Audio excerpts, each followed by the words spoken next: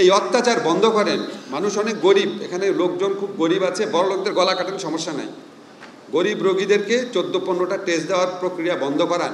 Doctor কথা শুনে না, ডাক্তার রোগীর চেহারার দিকে তাকায়, হ্যাঁ বলেন, এটা বলতে বলতে উনি প্রেসক্রিপশন লেখা শুরু করে। এটা যে আমি কত জায়গায় শুনেছি, মানে উনি পুরাটা শুনেই না ঠিক মতো। এবং আমি সবসময় শুনি যা বাইরে শান্তি লাগে, অনেক মন দিয়ে কথা শুনে, অনেক মন দিয়ে কথা শুনে। এই কথাটা যে আমি কত জায়গায় শুনেছি যে বাইরে যান কেন, বলে ভাই ডাক্তার একদম এত মন দিয়ে কথাটা শুনে এমনিই অর্ধেক ভালো হয়ে যায়, কনফিডেন্স চলে আসে।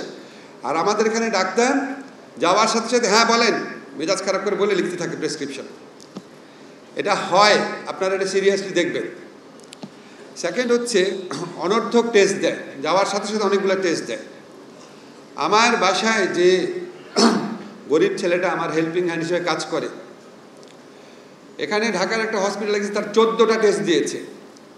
পরে রাগ করে সে ময়মনসিংহ চলে গিয়েছে, টেস্ট ছাড়া ভালো হয়ে ফেরত আসছে, ওখানে পরিচিত ডাক্তার ছিল। এই অত্যাচার বন্ধ করেন। মানুষ অনেক গরিব, এখানে লোকজন খুব গরিব আছে, বড় লোকদের গলা কাটান, সমস্যা নাই। গরিব রোগীদেরকে 14-15টা টেস্ট দেওয়ার প্রক্রিয়া বন্ধ করান। আর এটা হচ্ছে নির্দিষ্ট ওষুধ কিনতে হবে। কেন? পৃথিবীতে কোন জায়গায় হসপিটালে, প্রাইভেট ক্লিনিকে সবসময় ওষুধ কোম্পানির প্রতিনিধির জন্য নির্দিষ্ট টাইম থাকে ডাক্তারের? আপনারা বলেন, পৃথিবীতে অন্য কোনো দেশে থাকে? খসরু ভাই থাকে? তা আপনারা ওষুধ কোম্পানির দালাল।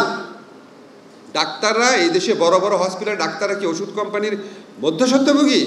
কোন জায়গায় নামান আপনারা নিজেদেরকে? তারপরে আরেকটা কমপ্লেইন করা হয়, টেস্টের রেজাল্ট ভুল। অনেক জায়গায় অনেক ভালো রেজাল্ট হয়, আমি এক্সেপশন, খারাপ জায়গাগুলোর কথা বলছি। অনেক ভালো সেবা হয়, খারাপ জায়গার কথা বলছি। তারপর হচ্ছে জেনারেল কমপ্লেইন, যেটা আমার কাছে হৃদয় বিদারক লাগে।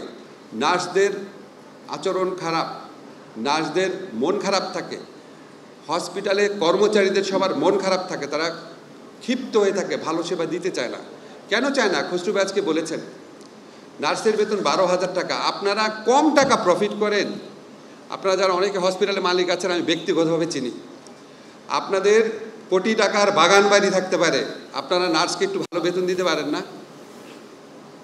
আমার বাসায় যে কাজের লোক, আমি একটা ঢাকা ইউনিভার্সিটি যখন টিচার ছিলাম, এখন উপদেষ্টা পরিচয় বাদ দেন, আমি যখন ঢাকা ইউনিভার্সিটি টিচার ছিলাম, আমার বাসায় যে কাজ করে সে তো 3 বেলা খাবার পায়, থাকার সুযোগ পায়, তার বাচ্চাদের আমরা টেক কেয়ার করি, সে তো বেতন পেত 12,000 টাকা।